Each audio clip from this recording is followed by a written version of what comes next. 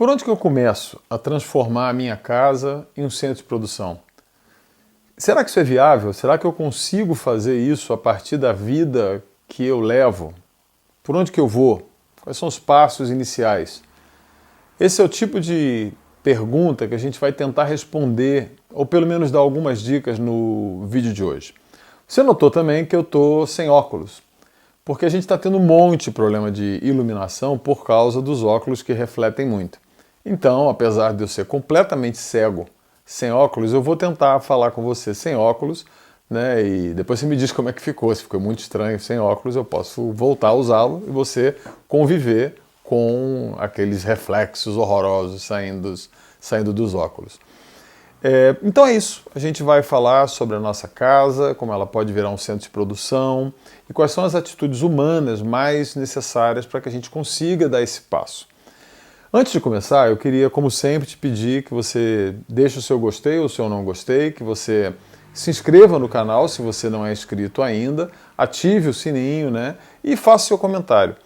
Eu tenho recebido um monte de comentários cada dia mais interessantes, alguns e-mails também muito legais. Você pode ficar à vontade, né, para mandar um e-mail para a gente contando o que você tem feito, como você vai ver hoje no fim do nosso filme, mais alguma experiência de pessoas que estão transformando suas casas em centros de produção.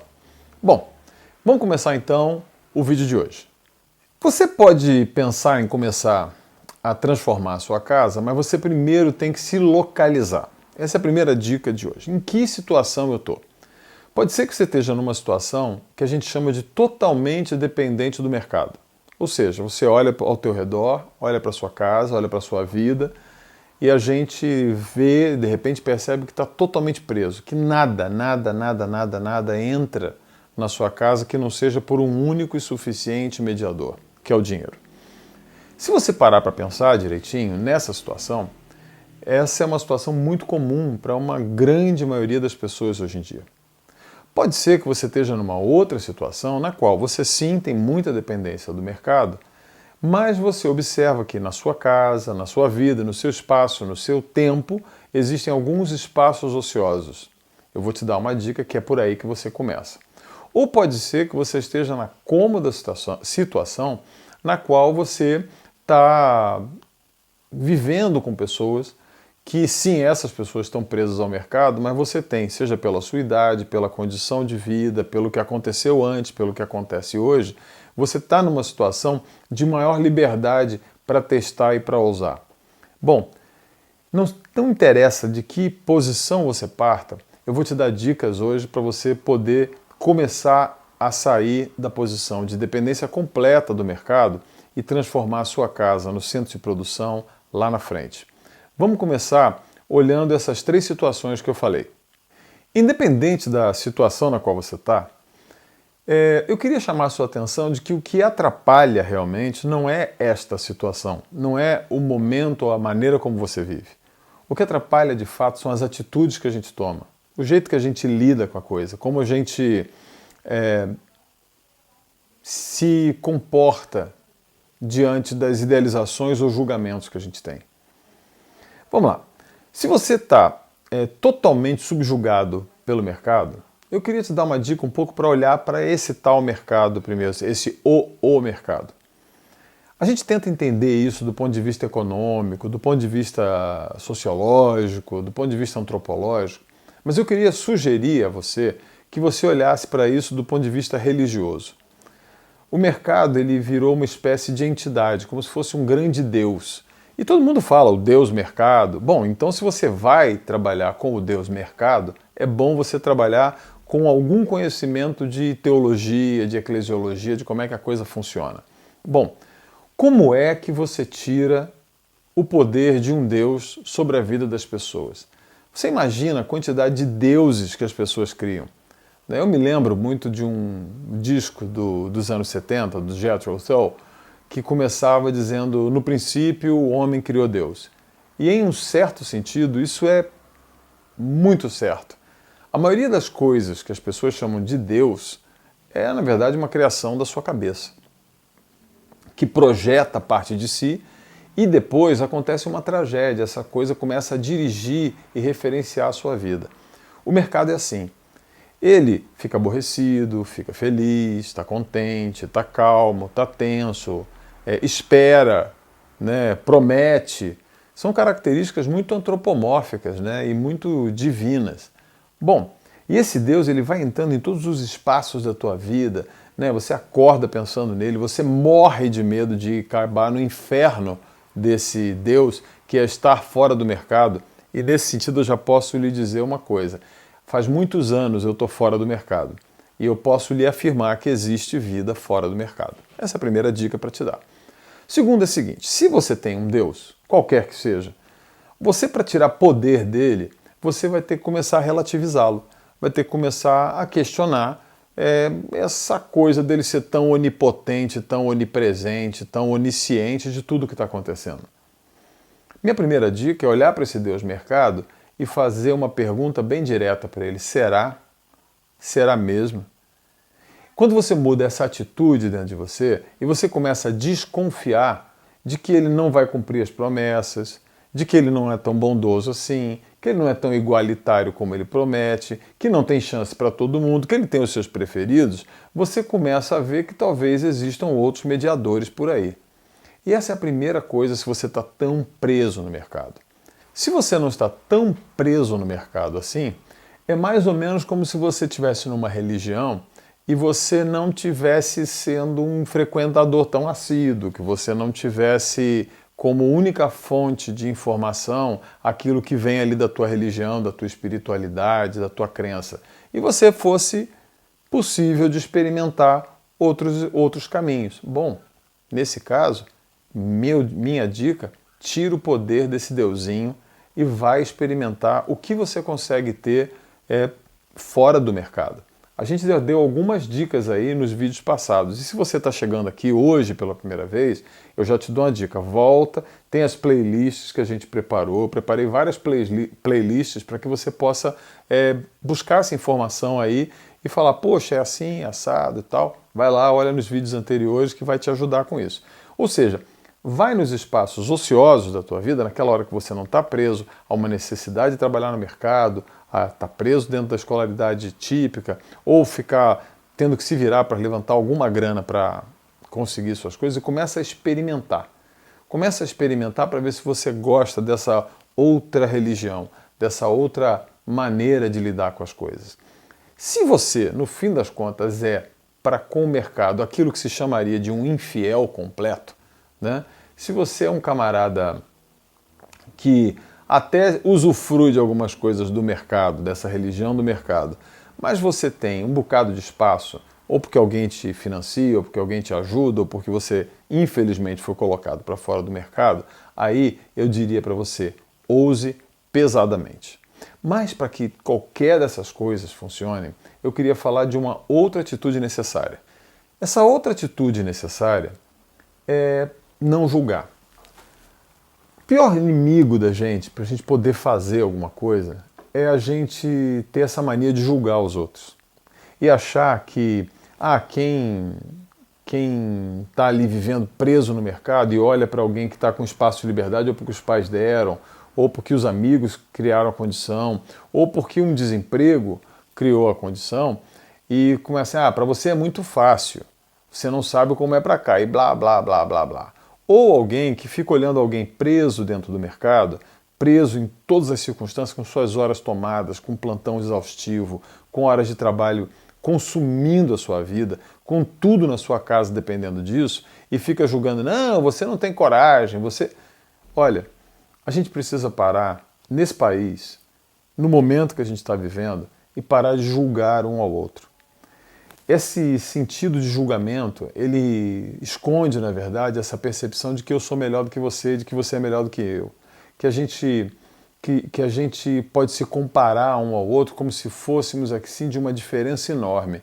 Não é. São circunstâncias. Aproveite as circunstâncias e essa é a primeira dica que eu te dou. A segunda atitude necessária para a gente chegar em algum lugar com isso é aquilo que eu chamo de para de idealizar. A gente idealiza que o mundo ou funciona assim, sempre funcionou e sempre funcionará, ou que a gente precisaria de condições muito especiais para conseguir fazer alguma coisa, ou que a gente vai viver o dia que tiver uma sorte, tiver uma oportunidade, ou tiver uma loteria que aconteça, ou uma situação que nos empurre, aí sim, para de idealizar. Para de idealizar e julgar ao mesmo tempo. Você cria um ideal e aí começa a idealizar o que o outro faz, o que o outro devia fazer. Terceira coisa, que eu vou te dar uma dica bem importante, é aposte nas nossas habilidades evolutivas. Você aprendeu, e isso eu posso te garantir, tem muito menos de biologia e muito mais, mas muito mais, de naturalização de um comportamento pós-revolução industrial, que a gente vive num mundo, e o ser humano né, competitivo, individualista, insaciável, incontrolável. No entanto, sinceramente falando, não é não. Existe toda uma linha dentro da biologia evolutiva que aposta em outros caminhos pelos quais a gente evoluiu para esse estado que é o nosso estado de ser humano. E essas características, ao contrário do que se imagina, são o altruísmo, a cooperação e a capacidade de integrar-se entre gerações, de comunicar um com o outro.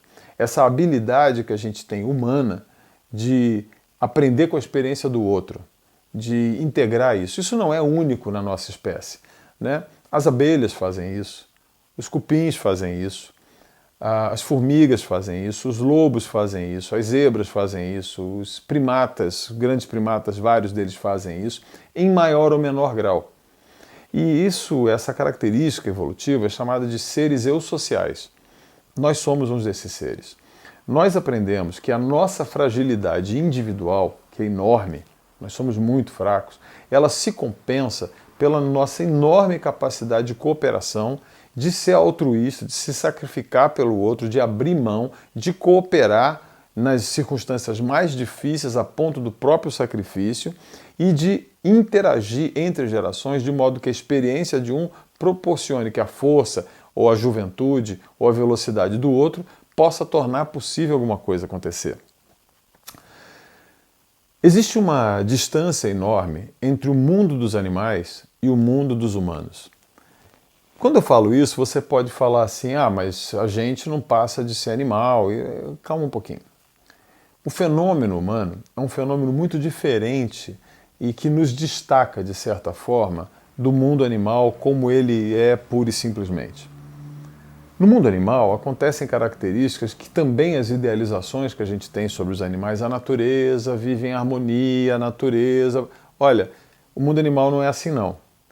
Valem alguns valores e fatores no mundo animal que eu gostaria de repassar com você para você dar uma olhadinha comigo. O que caracteriza o mundo animal? Bom, o mundo animal é basicamente muito competitivo. Além de competitivo, é muito comum entre os animais uma atitude cada vez mais egoísta. Se você olha um galinheiro ou os animais entre si, eles disputam egoisticamente aquilo que satisfaça as suas pulsões mais imediatas, seja essa sede, seja a fome, seja a pulsão sexual. Eles são imediatistas, eles querem a satisfação daquela pulsão imediatamente. Não existe um grupo de hienas ou um grupo de vacas ou de galinhas que fale, com licença, você está servido, você gostaria de ir na minha frente? Não, é quem chegar primeiro, é quem compete, é o mais forte, é o mais capaz, é o que ruge mais alto, é o que consegue amedrontar mais os outros, é o que estabelece uma hierarquia, e isso é muito comum em ciência animal, você perceber que em qualquer grupo de animais existe uma disposição hierárquica. Quando você vê alguns experimentos que acontecem na biologia, você vai ver que existem lugares onde isso não é bem assim. Por exemplo, uma colmeia, um formigueiro, um cupinzeiro, em especial esses três. E entre os seres humanos também. O que foi nos humanizando foi a gente perceber que era mais interessante a gente manter harmonia de relações entre as pessoas, entre os membros da família, entre os mais jovens e os mais novos, entre os mais jovens e os mais velhos, entre os diferentes gêneros, que essa cooperação e integração e essa harmonização, ela era mais possível de levar a gente adiante e superar as nossas fraquezas individuais.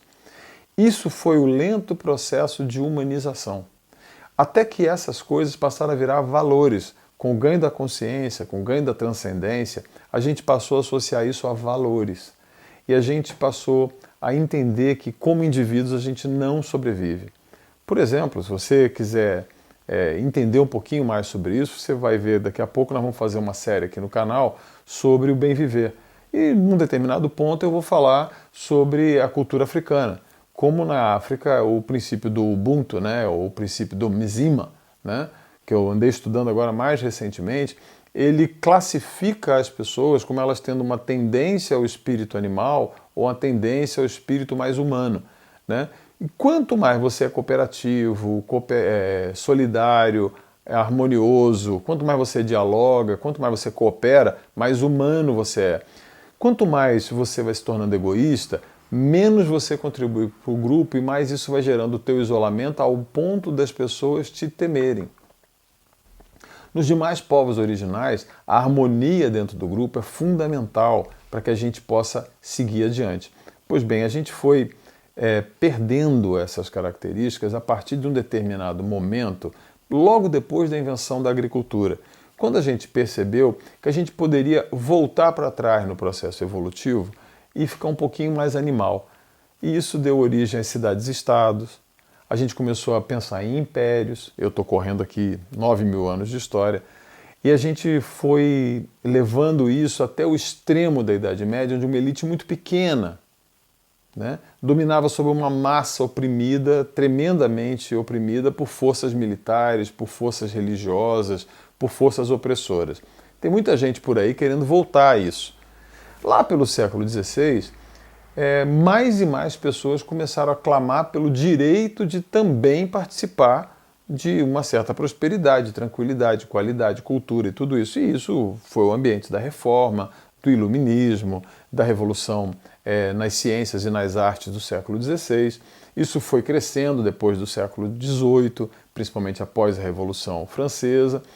E isso foi chegando a tal ponto que a gente foi evoluindo para que a gente chegasse no século XXI com impérios, não mais impérios transnacionais ou impérios enormes de países, mas o império do indivíduo, que se tornou, paradoxalmente, competitivo, egoísta, pouco colaborativo, determinado pela força, procurando sempre satisfazer as suas pulsões de maneira imediata, sem pensar duas vezes. Bom, isso levou a gente ao caos e ao colapso que a gente está vivendo agora. Como é que a gente sai disso? Bom, a minha dica é você apostar nessa característica. Primeiro, que foi biológica, que está presente em outras espécies, né, do altruísmo, da cooperação, da capacidade de integrar com a sabedoria do outro, com a experiência do outro para desenvolver a nossa própria saída e você começar a voltar a ser humano. É muito diferente o Homo sapiens como espécie biológica desse fenômeno que é muito mais de atitude, de comportamento, de maneira de ser, que a gente chama de ser humano. Tampouco eu estou falando desse fenômeno à humanidade, essa coisa tão europeia, né, que não necessariamente se aplica às populações originais. A humanidade que é uma idealização quanto ao que o ser humano pode, deve ou consegue. Bom, nesse sentido, eu queria te dizer que para você transformar a sua casa num centro de produção, e a gente vai continuar falando sobre isso semana após semana, não adianta você pensar que vai fazer isso porque você planta meia dúzia de plantinha no fundo do quintal, porque você aprende a fazer alguma cerâmica, porque você costura, faz crochê, tricô, porque você cozinha. Tudo isso é parte. Mas se você fizer isso dentro das mesmas atitudes que levaram as pessoas à destruição, você simplesmente vai acabar mostrando a sua incompetência e vai trazer esse velho mundo que está nos atrapalhando de volta. Minha dica é a seguinte: se você vai tentar transformar a sua casa em centro de produção, além de não julgar, além de não idealizar e além de incorporar de novo essas características que nos fizeram seres humanos, eu queria que você começasse a pensar no outro em primeiro lugar. Você pode ser que esteja naquela situação que eu falei, que você está livre porque alguém te sustenta, porque você tem uma vida cômoda, porque a sua casa é grande, porque seu espaço existe, porque as pessoas colaboram. e aí você tem a oportunidade de experimentar, transformar a sua casa em centro de produção. Se você vai fazer isso, eu vou te dar uma dica. Assuma uma atitude de gratidão para com quem te faz isso e comece a trabalhar ativamente para que essas pessoas lentamente possam ter oportunidade de se libertar tanto quanto você está recebendo deles essa oportunidade. Seja grato, não julgue, não discuta, não idealize e colabore. E tudo que você fizer nesse teu espaço aí, faz para eles, não faz para você. Faz para que a sua casa coma melhor, faz para que a sua casa se vista melhor, faz para que a sua casa fique mais bonita, para que tenha mais itens que você mesmo faz e que você depende cada vez menos do mercado. Se você olhar, a relação que é feita normalmente é que você trabalha, recebe dinheiro para poder obter as coisas. Ora, se você tem tempo de ir direto para as coisas, traz elas e vai liberando aqueles que te ajudam. Ajude as pessoas, tirando delas o peso de ter que trabalhar, de ter que ter dinheiro para conseguir as coisas. Se você está naquele espaço ocioso, comece a fazer a mesma coisa. Comece a chamar outros para esse teu espaço ocioso, comece a expandir esse teu espaço ocioso de quintal, esse espaço ocioso que você tem no seu tempo de trabalho, na sua capacidade de aprender, e comece a compartilhar. E comece a se dedicar a alguém outro, que não você mesmo. Se você está preso no tal do mercado, se você não tem nenhuma oportunidade de sair disso, também para de julgar os outros como se eles fossem uns folgados e fala assim, poxa, tá aí, eu posso começar a pegar esse dinheiro que eu jogo no mercado e jogar aqui para essas pessoas que estão tentando fazer alguma coisa diferente. Eu posso ser mais colaborativo, eu posso fazer, como eu já falei aqui no canal, plantar um pezinho de salsa na minha janela. Tentar criar um espacinho, tentar ver se por um acaso eu não estou naquela mesma situação do animal que tem que ter satisfeita todas as suas pulsões. Tenta dar um passinho de cada vez. Se você fizer isso, eu garanto que a gente começa a sair um caminho de construção para isso que a gente chama de novo normal. Ou seja, fazer da sua casa um centro de produção não depende muito do quanto de habilidade você tem, ou do quanto de oportunidade você tem, mas de que atitude você possui. Não fique pensando que você é incapaz, ou que você está preso. Olha para os seus lados. Nós não crescemos como espécie e não chegamos onde chegamos porque a gente foi indivíduo, mas porque a gente foi um nós muito grande. Se você não tem capacidade de ter um grupo grande de pessoas ao seu redor agora, olha para o teu lado. Faça as pazes com seu pai, com a sua mãe, faça as pazes com seus irmãos, faz as pazes aí com a sua esposa, com seu marido, com seus filhos. Não precisa sair amanhã fazendo uma grande mudança em tudo, mas colabora um pouquinho, faça alguma coisa junto, chame eles para conviver com você. Começa a pegar uma coisa mínima que seja, ler um livro, construir alguma coisa, consertar alguma coisa na sua casa, ao invés de simplesmente ter que chamar alguém que vai fazer isso. Começa a ganhar espaços de independência, mas espaço de independência codependente com quem você está do lado. Eu espero ter dado para você aqui uma série de dicas de atitude. Tá?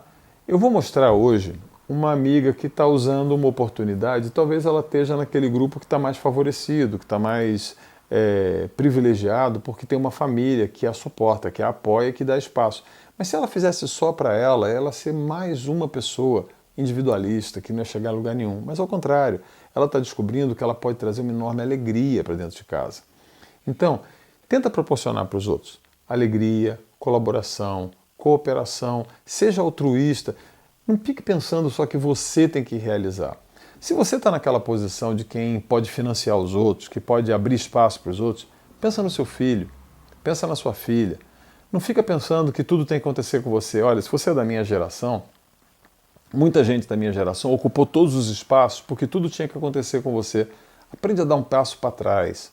Aprende a deixar para os outros o espaço de fazer, o espaço de executar, de conseguir alguma coisa diferente. Eu garanto que dessa forma você vai conseguir chegar bem mais longe e a sua casa vai estar mais perto de ser um centro de produção. Vamos seguir nos próximos vídeos falando sobre isso e vamos dar passos bem concretos. A gente já falou um pouquinho sobre plantas. Na próxima vez a gente vai falar sobre trabalhos manuais. Até lá! No episódio de hoje eu queria apresentar para você a Luísa. Luísa é uma amiga, ela teve um tempo na Casa da Videira e ela olhou e viu que dentro da sua própria casa, com a sua própria família, que tem dado a ela todas as condições para isso, ela podia se integrar em várias atividades produtivas. Nas fotos que você está vendo, você vê que ela passou a se envolver com várias coisas. Com a horta, com a culinária, com a cerâmica, com a costura. E ela tem conseguido trazer o mais importante. Não só uma alegria para si, uma realização para si, algo que vai fazer dela uma pessoa melhor. Não é isso que a gente busca. O mais importante é que a gente possa entender que tudo só vai fazer sentido quando essa alegria que a gente consegue ter de produzir, fazer da nossa casa um centro de produção, ela se compartilha e se transforma numa enorme alegria para aqueles que com a gente vivem. Isso aí, Luísa. Siga em frente, não desista. É só o começo. E nunca pense que você é a última Coca-Cola do deserto. Lembra que ao seu lado tem muita gente que pode, com você, construir um mundo bem melhor. Parabéns, querida.